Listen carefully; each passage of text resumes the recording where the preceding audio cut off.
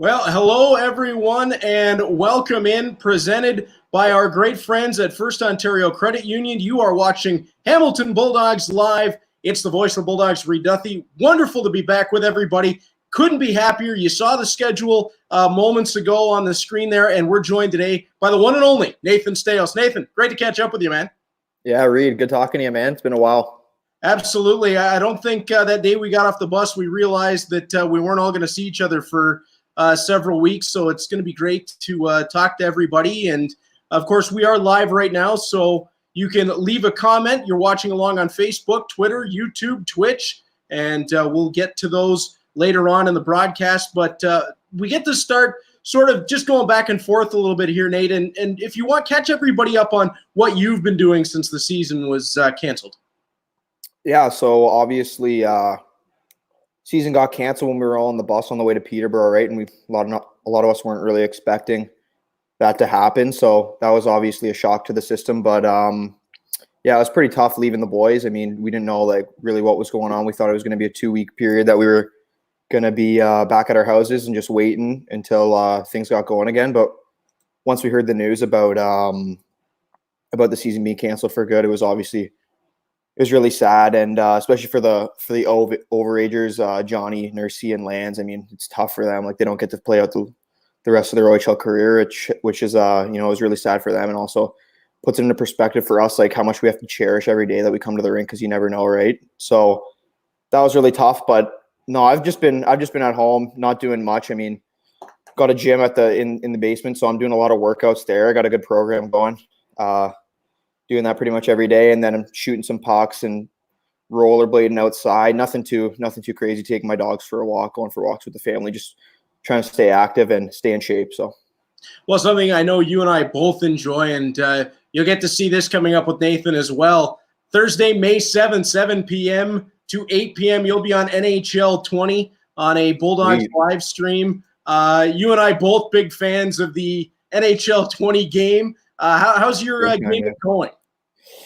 Pretty good. I mean, for a bit there, my Wi-Fi was down, so I was really dialed into the be a GM mode and making teams and stuff. So couldn't really play with the boys through that period. But it's back up now, and I'm really into EASHL with my buddies from Oakville, and then some of the guys from the team too.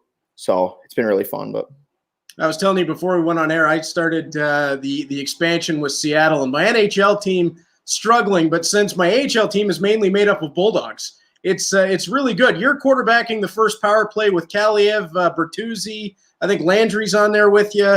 It's quite the system I've got set up. Wow, I'm surprised that Artie's still in the AHL. I thought he'd be in the show by now.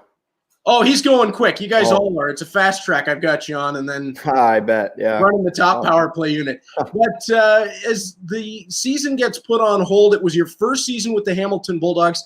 We've talked about this before, but let's go back in time to when you first arrived with Hamilton. What were your feelings coming into the team that had so much success a couple of years before, winning the OHL championship, had gone through a year where they sort of saw that rebuild process and reloaded, and you came into a really young and offensively gifted team?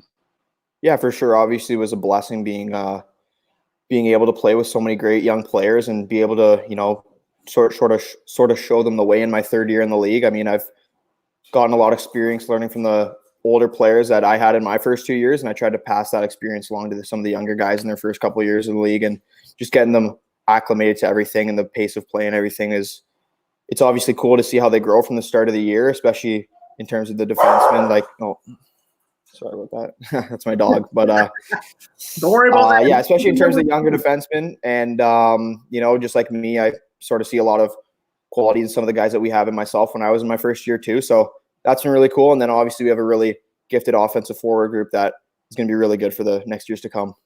Yeah, you saw Jan Unique at the beginning of the season before he was injured at the World Juniors. I don't think there's any argument. He was the best player in the Ontario Hockey League. Arthur Callahan, of course, he's going to be scoring goals in the National Hockey League for years to come. And then Jan Mysak arrives. What was it like to see so much high-end offensive talent with this team? And then you get into the depth of offense with Bertuzzi, Staios, Hayes, Winterton, Shirk. I mean, the list goes on and on. What's it like seeing that all develop at the same time?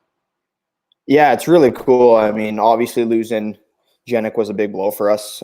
He was our best player, and he was one of the leaders on our team. He was an older player. He was a 2000, so he had a lot of good qualities that he brought. He work ethic, off the ice, his habits were really good, and especially on the ice, it shows like the points that he put up and the way he produced with Artie and the guys on his line was really special. So he was a big loss, but Mysak coming in, they lived in the same house, right? So it was pretty much like they were kind of like the same person, both Czech, both, had the same interests and stuff. So also I saw a lot of Jenik and Mysak, right? So just tried to take him under my wing. He was a year younger than me, so I was driving him around. He didn't have a car at the time, and Mo, who he lived with, was going to school and stuff. So I bring Mysak to the rink, and he's a great guy. A lot of good qualities, especially off ice. He's a great kid, and he's very driven. He gets to the rink really early, and he gets his workouts in every day pretty much. And, he's really committed in that aspect. But and then obviously you saw what he did on the ice. He had, I think it was 12 goals his first 15 games or something crazy like that. So obviously it's going to be really cool to see what he can do next year, and the whole team.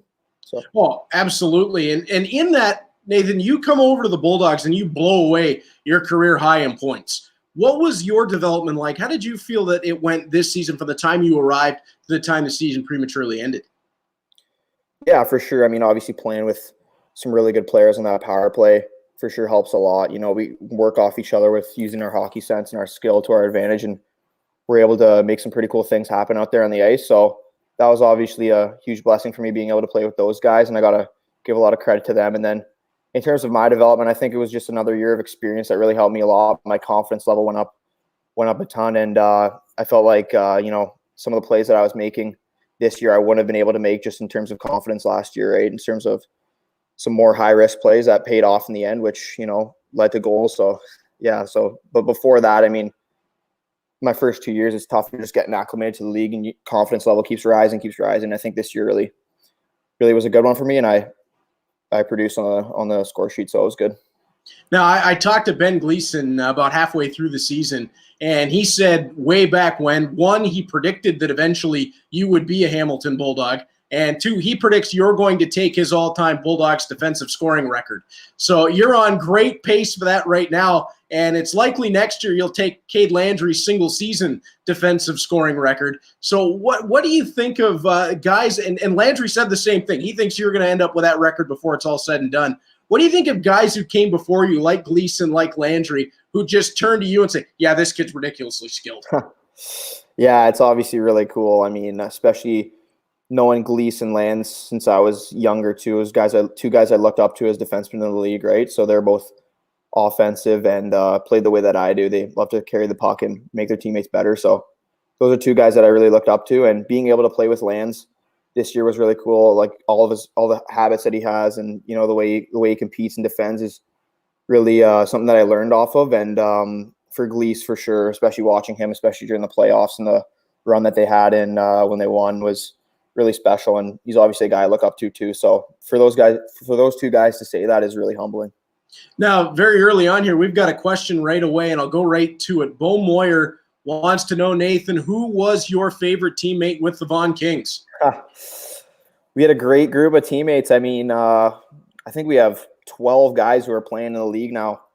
I know we had 3 first-round picks, and I know we got 12 in the OHL, and then we have Ciccolini too, who's playing for Michigan. So we had a really good team in Vaughan, but I wouldn't be able to pick just a single team, and I think it'd have to be all of them, right? But it's a good question from Bo. Absolutely, and that was I remember looking at that roster and seeing how many guys went on to either the OHL or into the NCAA. It's crazy the amount of talent that was on that team, and you were right at the forefront of it. And Jamie Lawson wrote in that I need a haircut. Yes, I am. I am well aware that I'm going to have to hit the barber as soon as things open back up. Michelle McDonald asks, what was your favorite moment this year? I would say, once again, it's hard to pick, right? We had so many great moments as a young team, but I would say one of our biggest moments was in Peterborough during the end of the season. We beat them 3-1, and they were obviously one of the better teams in the league at that time, and they were poised to go on a long run if the season kept going. So as a young team going in there, they beat us the first, I think, whatever times it was, 4 or 5 times, and we always had really good battles with them, and they've been tight games and pretty chippy games, and a lot of hits thrown and a lot of activity after the whistle. So those games were always really fun to play in, and to come out on top, especially in Peterborough against that older, really good team as a young group of guys, I think that was huge for us. And it showed after, like, our momentum after that was we were rolling downhill there, which was really good. So I remember that bus ride home, and everybody was charged up. And Nathan, you had a big part in that win, the game-winning goal. Let's go back to the end of February, and this one was one of the finest of the season. Rebound out to Staios at the blue line, moves it to Morrison down at the hash mark. Morrison brings it into the corner, circles back, moves it to Kaliev at the blue line. Back to Staios, shoots and scores. Staios with a bomb from the blue line, a power play goal for the Bulldogs. They've got a 2-1 lead. Nice play by Kaliev there to put it on a tee for Nathan Staios. He's been in there. Well, this talk about Kaliev's pass to you, Nathan, it was a beauty setup, but when you let that thing fly, it was top corner. It was right in front of me. I wanted to see if I could get the radio call over top of the video for that one, just because I about jumped out of the booth when that hit the back of the net. What a goal. What was that feeling like when you scored the goal, and then at the end of the game when you realized I just put the winner in against one of the best teams in the league? Yeah, it was unbelievable. I mean, that was a big power play for us. I think we were 0 for 4 maybe at the start of that game, and the boys were really relying on us to get one there at the end. So I mean, obviously a great play by Mo to go cross team to Artie, and then the setup, and I stepped into it pretty good and found its way through. But no, it was a great feeling, and got the boys going, and we got the win in the end. So it was good. Kristen Rafferty's son Roman asked, what age did you start playing hockey? Playing, I think 5, around there, but skating, I think I was when I was 2 or 3. I used to grew up in Edmonton, so we used to go out on the outdoor rinks. They're pretty much all year round because it's so cold there, right? So, but no, I think I started skating at 3, and then I think organized hockey started at 5 over there. So, one of the things that I didn't ask you when we did the podcast earlier this year, but I thought would be interesting in this setting here. What do you remember of watching your dad play in the National Hockey League? I remember the most in Edmonton for sure. Edmonton, Calgary, and New York, because we were in Edmonton for 8 years, I think. And I was actually born in Atlanta, but we moved from Atlanta only when I was 2 months old. We moved to Edmonton, right? So I have most of my memory there. And then my dad played there for 8 years, and then one in Calgary, one in New York. So I think I remember the most of those 3 teams, but obviously like getting the experience to, watch NHL games my whole life growing up and being even at the rink and around the players is obviously a huge blessing for me. And, I'm really thankful for that. It's really cool to see some of the players. I got to see their habits in the rink and in the dressing room and what they would do before practices and stuff and the way they carried themselves. So I think it's just helped me in my experience in my time during junior hockey. And so I think it's been really helpful. I've told this story before. I've told it both on television and on the radio. I don't know if I've told it to you, though. When I was in elementary school, obviously grew up a Bruins fan. I think you can probably tell by what's behind me in the video. You know it well. But your dad actually came to the school that my mom taught at, and I got to meet him, and I've still got the signed rookie card from the day that he came in. Because when somebody from Hamilton winds up playing next to Ray Bourque on the Bruins blue line, that was pretty big news. So I was a Staios fan right from the beginning. And from getting to work with your dad to getting to call you in action is really kind of cool to have both generations there. Yeah, that's awesome. I mean, obviously he's told me stories of when he got to play in Boston and the fans and the garden there, and that he got to play with a guy that he looked up to too, which was Ray Bourque. So that's really cool. I didn't know that he got to go to the school that your mom's teaching at. Yeah, I think it was a lot of coincidence in a sense, but sure enough, he took time out to make a Bruins fans day, and I've still got those cards upstairs framed. Oh, that's awesome. Real cool. Oh yeah, I'll bring them once we get back to the rink and everything. Sweet. Okay. Dominic Tiano jumps in and he wants to ask, who is the biggest joker in the locker room and who is the most serious? Most serious, all the boys can attest to this, has got to be Liam Van Loon. He tosses the headphones on. He's got the towel over the head down, and he's dialed in. We kind of joke with him a little bit at the start because it'll be like 20 minutes before the game, and 20 minutes before we're supposed to go on the ice, and be like dialed right in, right? So we joke with him a little bit about that. But biggest joker, we got some funny guys. I mean, Artie's pretty funny in the way that he acts around the rink and stuff like that, stuff that he does. But who else? Humphrey's super funny. Me and him have some of the same humor about things. So me and him hit it off pretty good when he first got here. So those guys. And then, I can't really pinpoint one guy, but, we got a great group and we like to, and obviously a young group too. So we like to have some fun at the rink, but when the game time comes, we're all dialed in. So. What were your thoughts on the 03 group coming in this year? Because we saw Ryan Winterton, Lawson Shirk, and Ryan Humphrey all show up, jump into the lineup at times, and they didn't seem to miss a beat. They weren't overwhelmed by the situation. They felt right at home on the ice. And I think that's a big credit to you guys in the locker room as a leadership group, making them feel that welcome. Yeah, for sure. Obviously, the league's changed.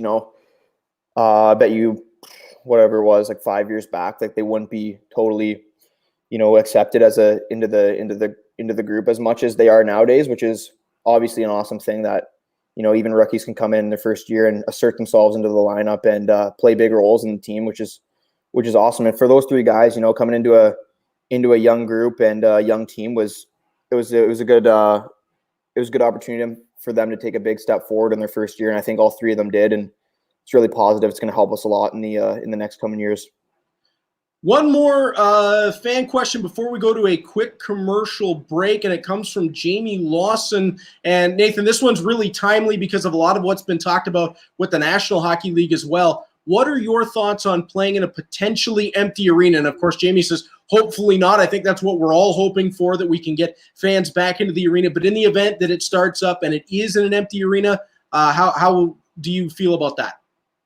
Yeah, obviously, I haven't put much thought into that. I know they're talking about doing something like that, but honestly, I couldn't even think about that. It'd take me a while to sort of like calculate everything about how it'd be because, especially with our fans, we feed off them and, they bring a lot of energy to our team. And when they're going, we're going too. So it would obviously be really different. I mean, obviously, especially when you're like, if you just scored a goal, there's no one really to sell you to or whatever and get the energy going. But yeah, it'd obviously be really different. But I mean, I think the NHL will probably show what they're going to do, and then we can sort of correspond off what they're doing. But it'll be interesting to see what they do to get things going again, and if there's going to be people in the rinks or not.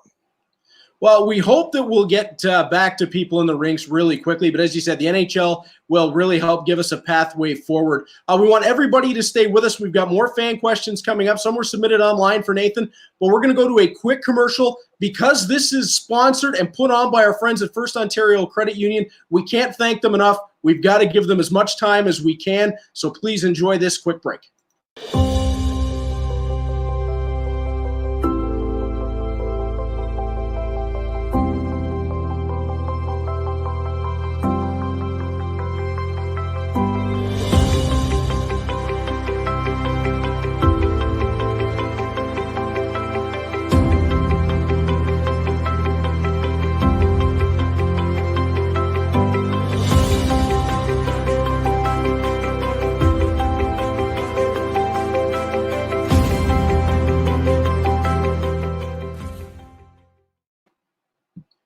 Well, again, thank you so much to our great friends at First Ontario Credit Union for being a part of this with us and helping us get this on and running. This Hamilton Bulldogs Live is going to be fantastic. And Nathan, as you well know, we were talking before we went there, great schedule of guys coming up. Avery Hayes, Cameron Saprika, Logan Morrison, Ryan Winterton. And then May 22nd, on my birthday, Liam Van Loon and Tag Bertuzzi will both be joining me in this forum. There you see Avery Hayes will be coming up on May 6th. That's Wednesday, a little bit of a different schedule. That one at 7 p.m. Wednesday, May the 6th. Nathan, before we get back into a lot of the fan questions, I know there's a lot of them for you, but have you been keeping up with the guys through the season cancellation and in what is essentially an extended offseason? Yeah, we have been keeping in pretty good touch. We got the team group chat on Snapchat there. We keep in touch there, and then over text and over PS4, Xbox, whatever it is that the guys are playing. So I think we've been doing a good job of doing that and just keeping in touch, letting the boys, know how everything's going and how they're doing. Just keep, keeping in touch. It's been good. Well, what we're going to do is I know we need to pick a number, and the Bulldogs will get in touch with a winning fan for a prize that they can get once this is all over and once we're all back into getting ready for the season. So let's go, because Nathan wears number 44. Let's go with number 4 for the magic number for today. Nathan, we're going to go to some fan questions that were submitted online for you. First one comes in. What is your favorite part of being on the road with the team? Oh, man. I love road trips with the boys, obviously, because we're sort of a more central team in the league. We don't get too many long road trips. I think our longest one's out to Ottawa or the one in the States to Flint, but to Flint and Saginaw. So obviously you got to cherish those moments. They don't happen too much, especially for us. We only get to go out to the States once and Ottawa, I think 3 times. So no, those are super fun though. We play a lot of games on the bus. We got some guys bring their little PS4s. We got we'll play cards and stuff like that. And then once we're in the hotels, it's tons of fun too. I was roommates with Frank Jenkins this year. We had a lot of fun in our room. Sometimes we'd have all the boys over and just be chilling out. So no, it's obviously tons of fun to mingle with those guys and away from the rink too. It's awesome to hang out with them. Well, and that's one thing I got to say thank you to all the guys on the team this year, the coaches included, because when I came on the road with you guys this year, it's the first time since I was playing that I would have been on the road with the team, and you guys made me feel like family from day one. I had a great time on the road with you guys this year, and looking forward to more of it next year. Awesome. Yep, for sure. I think I know the answer to this one, but this one I'm going to toss the softball to you. Nathan, why did you pick the number 44, and what makes it special to you? I started wearing 44 when I was playing for the Vaughan Kings. That was my major Bantam year, the year before minor midget, year before my draft year. And before that, I was 17 when I played with Oakville. And then when I played in New York, I was 17 as well. So I chose 17 because my birthday's on May 17th. But 44 I chose because of Morgan Riley. He was a guy that, with my dad working for the Leafs, I got to keep in touch with and got to get to know him a little bit. So that was really cool. He's given me a lot of advice, especially one year, my draft year, I tore my MCL, and in his NHL draft year, he actually did the same thing. He tore his ACL, so he needed surgery. So he gave me a lot of good advice on how to, cope with that injury and how to just keep going and keep training. Everything's going to work out in the end. So, yeah, that's the reason I chose 44. So now, if you go back in time and talking about the injuries, I was just listening yesterday to an interview with Brian Burke about that draft, and he said the Leafs had Morgan Riley number 1 in that draft class, and they couldn't believe that he fell to them. If you go back in time and look at the beginning of that draft, Morgan Riley, if you redid it now, probably would have gone number 1 to Edmonton at that time. They took Niall Yakupov at that time. So it shows you how good Morgan Riley's been, even despite the draft year injury. Yeah, I mean, it's a tough one there for Edmonton, right, with Yakupov. But yeah, obviously Morgan Riley's a really good player, and I like to sort of try to model my game after some of his qualities and the way he skates the puck and the way he gets around and rovers around on the power play. So he's for sure a guy I look up to. I could see that. I could also see you wearing 47 in black and gold. Torrey Krug is someone that I think is a bit of a mirror image with you, the way you play the game. Huge compliment. Sure. Thank you. Yeah. What is your favorite NHL team? Favorite team? It's got to be the Leafs. I grew up watching the Leafs since I was pretty young. I would say the Leafs or the Oilers because I was there in Edmonton the most time with my dad playing there too. So I would say those are my 2 favorite teams. I like Tampa there for a bit when they had that powerhouse team, kind of a bandwagon, but I mean they didn't pull through in the end. So, but no, Leafs and Oilers are my 2 favorite teams. I figured you had to get the Oilers in there. Just Dad played so many years there and was great with the Oilers, and I know you grew up watching them there, so figured that had to be a big one for you. How far do you think the Bulldogs would have gone in the playoffs if they hadn't been canceled? This coming from a young fan of the Bulldogs, Maxwell, age 9. How far do you think the Bulldogs would have gone? I mean, it's tough to say. I mean, we were a young team. We had a lot of new energy during the last which would have been the last 6 games. I mean, we made the coaching change there, and it stirred a couple things up. So we had a lot of energy going into those last 6 games, and obviously a team like Sudbury that we matched really, really well against in terms of the games that we played in the regular season. Obviously, there was that one game, 11-10, up there in Sudbury. So if we got them in the first round, that would have been a really cool series. I don't even want to imagine how many goals would have been scored if we played against them in a full series. But no, I mean, after we got through that if we got through that first round, I think we would have just been kept on rolling and had a lot of energy, especially as a young team. Anything could happen, and it could have been a really cool run for us. But unfortunately, got cut short. Yeah, I agree. I think that first round would have really been something. And the other thing is, I think a lot of people counted the Bulldogs out against Ottawa this year. If you go back and look at our games against the Ottawa 67s, we played them really tight all season. I think we were probably as close to them as any team. So that could have been a couple of really good series for the Bulldogs in the East. That's right. Start, bench, cut, Legends Edition. Oh, boy.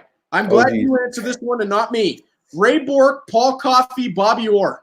Holy man. Oh, I don't even start, bench, cut. Yep. I would start Bobby Orr because I think he's probably arguably the best defenseman of all time. I would have to I think I'd have to cut Ray Bourque. And then I know you're pissed about that, about the Bruins, but also I'd have to bench Paul Coffey because we had a cottage up on Lake Joe and we were 5 minutes away from their cottage, the Coffeys, and me and his son Christian and Blake would skate all the time in the summer. So got to put him on the bench, right? So can't cut him. Okay, all right. Yeah. I got to let you off the hook on that one just for the cool story. What was it like being in a room with Steve Staios and Paul Coffey at the same time?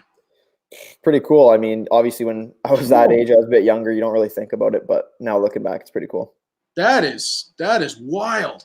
An interesting question. Did you ask Mackenzie Entwistle at all about wearing the number 44?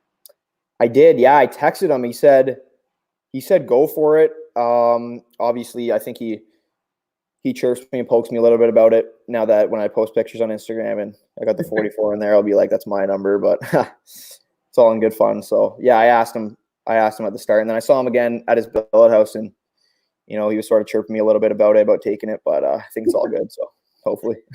I think when you're lifting the Robertson Cup, it'll be just as fine. We'll have one picture of 44 lifting it right into the next one. That'd be really cool. Yeah. What would you say made you the most excited when you heard you got traded to the Hamilton Bulldogs? Most excited. I think I knew most of the guys on the team before coming over, and I knew that we were going to have a really good young group with some star players like Artie and Bert and Janik, obviously, and I knew had a lot of friendships from that before, just being around the team and during the run with Nursey and Lance and those older guys and Mutzi and a couple of the other 01s were my age, and I got to know them over the years just growing up playing hockey. So I would say that just the camaraderie with the teammates and the friendships that I've made is obviously pretty cool. So that would be the most exciting thing. Absolutely. Now here's the one. We've talked about your dad. We got to give some love to your mom. And what is your favorite dish that your mom makes? Favorite dish?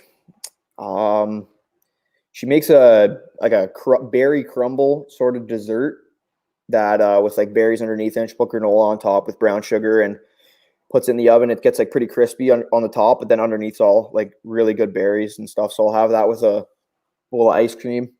So I would say that's her best dessert, but then her best dish, I mean, the food that she's making me right now during quarantine, because we haven't been able to go out to restaurants and stuff, has been really good too. She makes like a chicken with cream sauce and spinach dish that I eat almost like, I would say like once every other day. So that's also really good. I'm going to need a text the next time she makes that dessert, just for the record. Sounds good. All right. Oh, that was submitted by Susanna. I think there might have been no way here. Oh, geez. I love it. That's fantastic. That's awesome. Next question for you. We went over this a little bit, but what are you doing to keep busy during the virus epidemic, and are you looking forward to the season beginning again? For sure, I'm looking forward to the season. Yeah, we don't really know what's going to happen, whether it's going to be a prolonged off season or we're going to start right on time. We're not really sure yet, but things I've been doing to keep busy, just working out. We got a little gym down in my house. We got a squat rack and stuff there. So I've been doing that. And then me and my buddies actually went for a long bike ride in the trails today over at Glen Abbey, which is probably 15 minutes from my house. And it's really cool. There's like a lot of big hills and stuff and trails, and there's a river too. So we were ripping around down there on the bikes. And I mean, we almost got lost too. So that was pretty scary. Might not have been able to make the live video here. So good thing that worked out. About that earlier too, and I was telling you that where I live, it's the same thing. You go 5 minutes in any one direction, and you might not be able to find your way back unless you know what you're doing. Yeah, exactly. We had to get the maps out on the phone to make sure we were all good, but worked out. What an invention that was! How great is it to have a map right on your phone? I know, it's awesome. So helpful. Now, here's one that is a two-parter, but I think is a really good one. Who was your favorite NHL player growing up as a kid? I think I might know the answer to that. And who is your favorite team to play against as a Bulldog? Favorite NHL player had to be my dad growing up.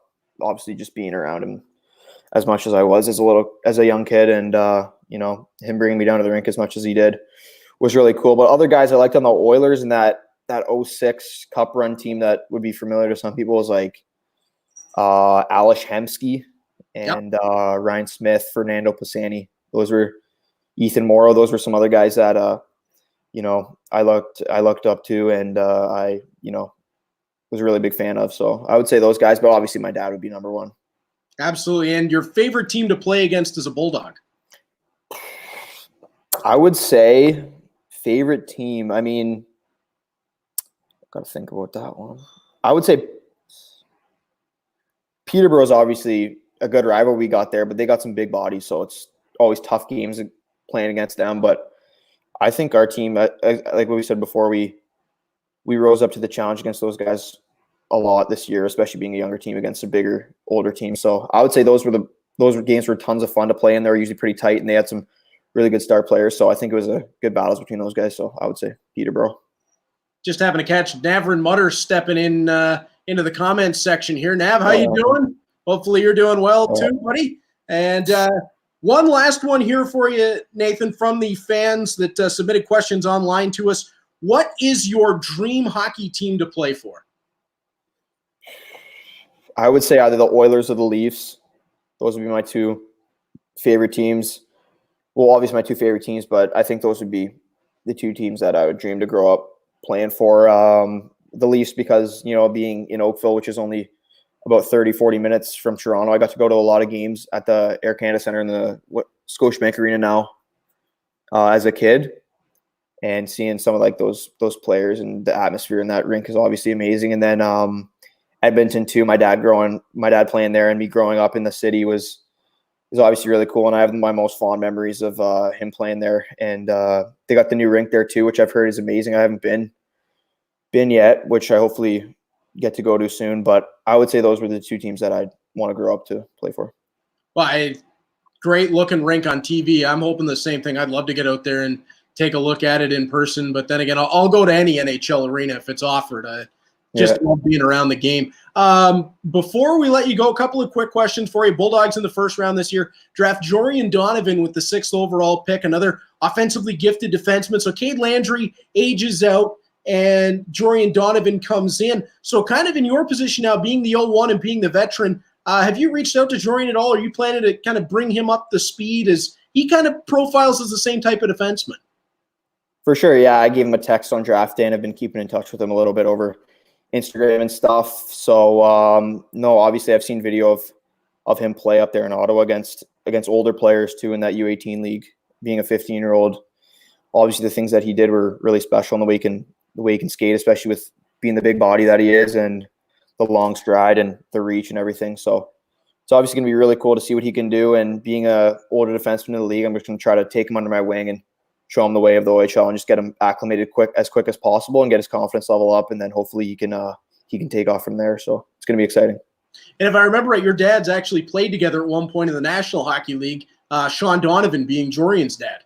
That's right. Yeah, it's really cool. I'm not sure where my dad and him played together, but Atlanta, I think. Yeah, it might have been Atlanta, right? But I'm not really sure to 100%. But no, it's really cool. Obviously, them playing together, and then me and Jorian being able to play together next year is going to be a really cool experience for both of our families. So it's going to be really exciting. Team shaping up to be another really good young one. The last one that I have for you, Nathan, as this team begins to get older, and although this team is still going to be one of the younger teams in the league when you look at the birth years of the players, there's so much experience already, even with this young group. Do you really feel that we're at the beginning of something very special with this group? 100%. I mean, obviously you saw flashes of it last year against some of the top older teams like Ottawa and Peterborough and those teams in our division, which we matched up really good against. So, I mean, yeah, these next few years are going to be really exciting. Obviously it shows on paper that we got a lot of good skill up front and on the back end, a lot of young talent and in goal too. So I think we're overall really well-rounded team, and it's going to be really exciting to see what we can do in these next few years. Nathan, thank you so much for your time today. I want to remind the folks watching along on the stream here, and if you catch us later on, that Nathan will be on the NHL 20 system Thursday, May the 7th, 7 to 8 p.m. Nathan, I think you're going to have a whole lot of fun with that. Oh, yeah, I'm looking forward to it, Reader. Looking forward to it. It's been a pleasure to catch up with you again. I may pop in on that NHL 20 if I can get my online going and see what we can do there, because I think that'll be awesome. Fun. That'd be awesome, yeah, for sure.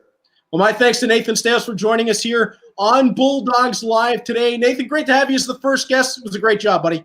Yeah, thanks for having me, Reader. Good catching up with you, man. Absolutely. Anytime, my friend. And we've got more coming up for you. Wednesday, May the 6th, 7 p.m. Avery Hayes will be on. Friday, May the 8th at 11 a.m. Cameron Saprika will join us. Friday, May 15th at 4 o'clock, you will see Logan Morrison and Ryan Winterton. And then Friday, May the 22nd, it'll be both Liam Van Loon and Tag Bertuzzi. So a little reminder there. Next one coming your way, Wednesday, May the 6th at 7 p.m. Our thanks once again to our great partners at First Ontario for being able to put this on with us. We cannot thank them enough, a proud partner of the Hamilton Bulldogs and the Hamilton Bulldogs Foundation. They do a brilliant job, and they are the reason why we are able to do this kind of broadcast for you. So once again, my thanks to Nathan Staios for joining us. I'm the voice of the Bulldogs, Reed Duthie. We'll see you on Wednesday when we're joined by Avery Hayes.